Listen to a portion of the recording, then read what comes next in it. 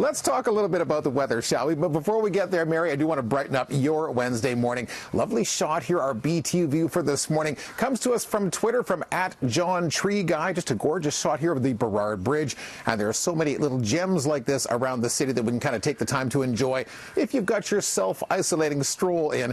And you can map one out today because it's drier this morning, a little wetter this afternoon. Now, I want to change things up here and talk about your cross-Canada national weather picture.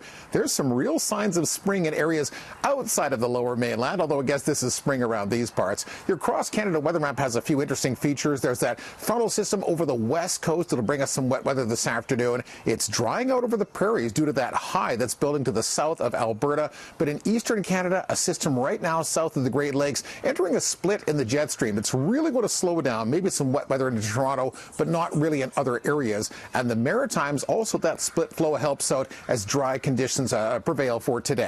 Let's start out in the Maritimes, calling it a fair sky forecast. A little milder over western sections of New Brunswick, close to double-digit highs for Fredericton. A little cooler for areas around PEI. A little cooler still for St. John's, Newfoundland, only 3 above today. Now in southern Ontario, southern Quebec, there's some leftover sunshine. A beautiful day in Montreal. It's warm, about 18 degrees. A beautiful day in Quebec City. Showers will spread into Toronto by midday, and they work their way towards Ottawa, maybe closer to sunset. Your prairie forecast, wow, it's beautiful. Some sunshine hovering near the 20-degree mark for all regions for today, and I don't see any inclement weather on the way, at least for the daylight hours today. On the west coast, inclement, I guess is one thing we could call it. Clouds now, showers this afternoon. It reads a lot like yesterday's forecast. Long-range picture has a few sunny breaks in there Thursday afternoon, and we kick off the month of May in style.